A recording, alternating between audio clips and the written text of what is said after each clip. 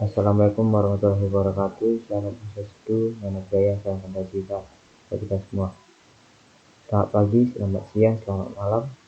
Perkenalkan, nama saya Arifan Siregar dari Prodi Pendidikan Kesehatan Olahraga dengan NIM 22087312, mahasiswa Universitas Gede Sarang. Di sini saya akan menjelaskan apa itu pendidikan jasmani dan apa tujuan dari pendidikan jasmani tersebut. Sebelumnya, video ini adalah tugas akhir dari Bapak dari melengkapi tugas akhir yang diberikan oleh Bapak Dr. Rizal MPD dan Bapak Tuanur Arifan SPD MPD. Baik, dari mata kuliah dasar-dasar pendidikan jasmani. Baik, saya akan menjelaskan apa itu pendidikan jasmani. Tapi sebelum saya menjelaskan apa itu pendidikan jasmani, kita harus tahu apa itu arti pendidikan. Jadi pendidikan adalah tempat di mana kita mengembangkan suatu potensi diri kita dan meningkatkan diri kita menjadi yang lebih berkualitas dan lebih mempunyai suatu pegangan dalam hidup kita. Terus pendidikan juga ditekankan pada undang-undang dalam Undang-Undang Nomor 20 Tahun 2003 yang bahwa dikatakan di situ pendidikan adalah tempat atau wadah untuk meningkatkan potensi diri kita untuk setiap pribadi manusia. Terus pendidikan tidak hanya sebuah materi, melainkan atau bisa dibilang pendidikan tidak hanya belajar formal di sekolah, melainkan pendidikan itu bisa kita dapatkan dimanapun dan kapanpun. Kita sedang berbicara pada seseorang pun bisa dikatakan pendidikan ketika seseorang itu memberikan suatu hal yang bisa mengembangkan diri kita. Contoh, kita berbicara kepada orang tua kita dan orang tua kita itu memberikan suatu pengalaman atau gambaran diri atau nasihat. Ketika kita mendengarkannya itu dan memikirkan suatu hal yang untuk merubah diri kita, itu adalah pendidikan. Dan orang tua kita itu adalah pendidiknya atau gurunya. Jadi dimanapun dan kapanpun kita bisa menerima suatu pendidikan. Terus pendidikan nasional di Indonesia sudah diatur oleh kurikulum. Jadi pendidikan di Indonesia itu dimanapun itu sudah diatur oleh kurikulum.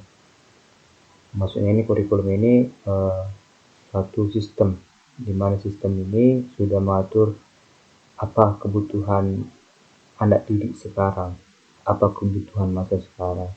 Jadi yang saya ketahui dan saya alami dari saya seorang pelajar, dari saya SD, jadi sudah melakukan banyak perubahan kurikulum. Pada saya SD itu namanya itu KTSP 2006. Terus masuk saya SMP namanya K13. Masuk saya SMA diubah lagi 21. Terus saya lulus kampus Merdeka. Jadi kenapa harus diubah-ubah seperti itu? Ada enggak? Kenapa harus diubah-ubah kayak gitu? Kenapa enggak 13 aja dipakai, atau kenapa KTSB aja dipakai? Terus kenapa ujian nasional itu dihilangkan? Padahal dari tahun ke tahun setiap akhir kita mau lulus ada ujian nasional. Kenapa? Kenapa itu dihilangkan? Kenapa dilakukan perubahan?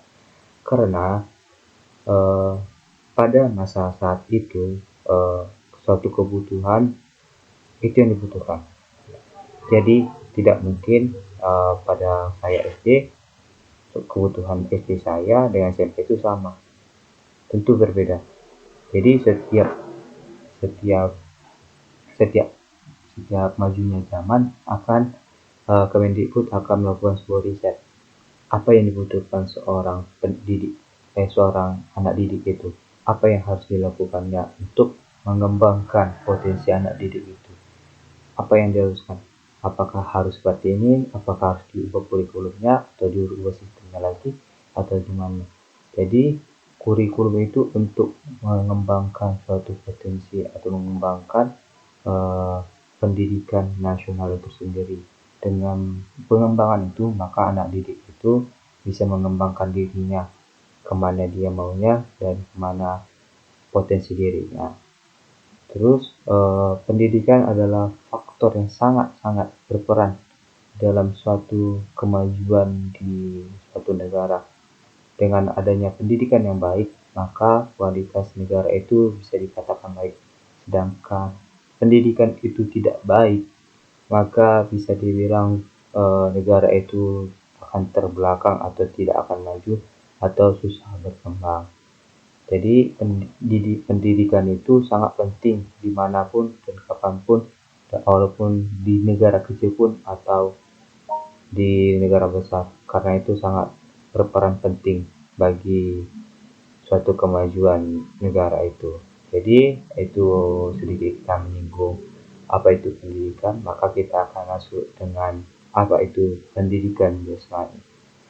Jadi pendidikan jasmani adalah pendidikan atau pembelajaran yang integral, di mana pembelajar ini melakukan aktivitas fisik untuk seorang anak atau seorang anak didik atau siswa yang mencapai tujuannya tertentu. Sedangkan pendidikan jasmani dan kesehatan adalah pembelajaran atau pendidikan yang melakukan atau memanfaatkan kondisi fisik seorang anak dan kesehatan seorang anak untuk mencapai tujuannya pembelajarannya itu, baik fisik, mental, dan emosional.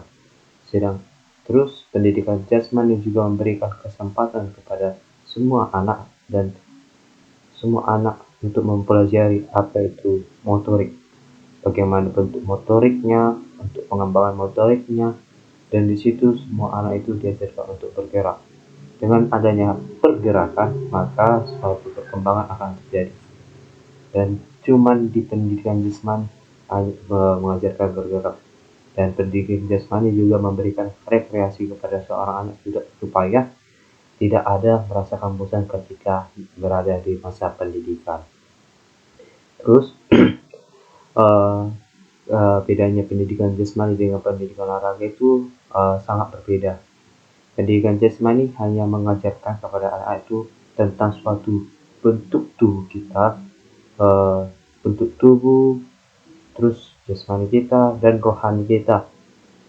Dan di pendidikan jasmani tidak bisa mengajarkan dan tidak boleh mengajarkan apa itu namanya teknik dan taktik. Di mana teknik dan taktik ini adalah suatu yang bisa dibilang pembelajaran untuk menuntut tanah. Sedangkan pendidikan jasmani dalam kurikulum tidak boleh menuntut seseorang anak melakukan gerakan yang terstruktur atau gerakan yang bisa digunakan teknik yang benar dan taktik yang benar. Melainkan pendidikan jasmani hanya bisa dibilang hanya melakukan pergerakan bebas, melompat, lari, loncat sana, loncat sini. Tetapi pendidikan olahraga itu lebih ke arah mengajarkan kita bagaimana menggunakan suatu alat atau benda, bagaimana berlari yang benar, bagaimana melempar suatu benda yang benar, bagaimana meloncat tinggi yang benar. Jadi ketika seorang anak atau seorang anak didik diajarkan untuk melakukan hal-hal seperti itu di usianya dan perkembangan, mungkin dia akan merasa bosan dan akan terasa tertuntut seperti pembelajaran di bidang lainnya. Jadi yaitu beberapa perbedaan atau pendidikan olahraga dan pendidikan jasmani. Tetapi tujuannya itu tetap ke arah kesehatan. Tapi kalau pendidikan olahraga lebih ke arah kesehatan, ke arah keterampilan, dan ke arah ke prestasi. Tetapi pendidikan jasmani tidak menuntut adanya prestasi, melainkan hanya menuntut untuk kebugaran seorang anak didik dalam masa pertumbuhannya. Terus di pendidikan jasmani juga kita diajarkan bagaimana melatih hidup sehat, bagaimana menjaga rohani kita, bagaimana menjaga lingkungan sekitar kita. Dan di bagian buku pendidikan jasmani dan kesehatan atau bisa dalam pendidikan jasmani kesehatan rekreasi, kita diajarkan obat-obat terlarang, obat-obat yang bisa merusak kita, dan obat-obat yang kayak bisa mengantar kita ke efek-efek negatif dan pergaulan bebas. Jadi pendidikan jasmani itu lebih ke arah menjaga kita ya ke arah yang benar. Terus pendidikan jasmani juga membuat kita lebih pandai dalam mengolah tubuh kita. Itu pendidikan jasmani. Dan juga pendidikan jasmani memiliki tujuan dalam kurikulumnya. Ada beberapa tujuan dalam kurikulumnya itu seperti 3 domain, yaitu psikomotor, kognitif, dan afektif. Sedangkan psikomotor itu adalah bagian dari tubuh kita, sedangkan kognitif secara pengetahuan, dan efektif itu adalah perasaan atau perasaan kita atau mental kita. Adapun beberapa tujuan dalam pendidikan jasmani di Indonesia, yang pertama itu adalah mengembangkan pengolahan diri dan upaya pengembangan dan pemeliharaan kebugaran jasmani serta pola hidup sehat melalui berbagai aktivitas fisik, jasmani, dan olahraga yang telah terpilih. Kemudian yang kedua, meningkatkan pertumbuhan fisik dan pengembangan fisikis yang lebih baik. Ketiga, meningkatkan kemampuan dan keterampilan saat. Keempat, melekatkan ke landasan karakter moral. Yang kelima, mengembangkan sportivitas seorang anak, dan rasa sikap yang jujur, disiplin, bertanggung jawab, dan kerja kesehatan, kerjasama. Kemudian yang keenam itu mengembangkan keterampilan untuk menjaga diri, menjaga kesehatan, menjaga lingkungan sekitar, dan ketujuh itu memahami konsep aktivitas jasmani dan olahraga di lingkungan yang bersih sebagai informasi mencapai kebutuhan pertumbuhan fisik yang sempurna, pola hidup yang sehat dan kebugaran, keterampilan, serta memiliki sikap yang positif. Jadi itu adalah tujuan pendidikan jasmani di Indonesia, dan ada juga beberapa tujuan pendidikan jasmani lainnya. Ruang lingkup pendidikan jasmani sudah diatur oleh Badan Standar Nasional Pendidikan, dan ada beberapa aspek untuk aktivitas pendidikan jasmani, seperti yang pertama itu permainan dan olahraga, yang kedua aktivitas pengembangan, yang ketiga itu aktivitas senam, yang keempat itu aktivitas ritmik, dan yang kelima itu aktivitas air, dan yang keenam itu pendidikan luar kelas, dan yang ketujuh kesehatan. Jadi kita bisa melihat atau kita bisa menilai bahwasanya pendidikan jasmani tidak mengajarkan teknik, melainkan hanya beberapa referensi yang membuat seorang anak itu dapat lebih senang dalam melakukan suatu pembelajaran dan menjadikan suatu pembelajaran itu adalah sebuah kebugaran fisik dan kesehatan. Namun di balik semua itu ada beberapa kejadian yang masih bisa kita lihat bahwasanya di dalam pembelajaran atau dalam persekolahan masih banyak guru-guru atau pendidik yang mengajarkan suatu teknik kepada seorang anak dan menuntut seorang anak itu melakukan teknik dan memberinya suatu penilaian. Dengan hal itu, maka anak dituntut untuk harus bisa. Contoh selama saya bersekolah, saya SD kelas 5, kelas 2 SD, saya sudah harus bisa mengembangkan kemampuan saya dalam berenang, itu maupun berenang dalam gaya apapun, gaya bebas, dengan pencapaian 10 meter harus bisa dan mendapatkan nilai yang segini atau nilai yang sempurna.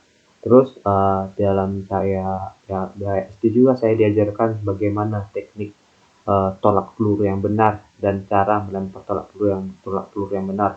Dan terus dengan pencapaian sejauh mana saya akan diberikan nilai. Di situ sangat sudah melanggar kurikulum pendidikan jasmani. Terus pada saya SMP, saya diajarkan bagaimana cara memegang bola basket yang benar, cara melempar bola basket yang benar, teknik chest pass, terus banyak lagi teknik. Sedangkan di SMA saya sudah diajarkan bagaimana melempar landing, tolak peluru, melempar cakram, dan banyak lagi teknik-teknik yang diajarkan oleh sekolah saya. Uh, dan itu tidak dilakukan pada jam ekstrakurikuler, melainkan pada saat jam pembelajaran yang dikatakan adalah sekolah. Jadi banyak masih kekurangan pendidikan tentang pendidikan jasmani di Indonesia, apalagi di kota saya, dan tidak mendukungnya seorang anak itu untuk berprestasi, melainkan hanya melakukan pembelajaran biasa dan tidak menyediakan fasilitas yang memadai kepada seorang anak. Jadi hanya itu yang bisa saya sampaikan tentang sekadar pendidikan jasmani. Apabila ada kata yang kurang atau yang tidak pas didengar, saya mohon minta maaf. Saya Arif Nail ucapkan terima kasih atas perhatiannya. Sekian dan terima kasih.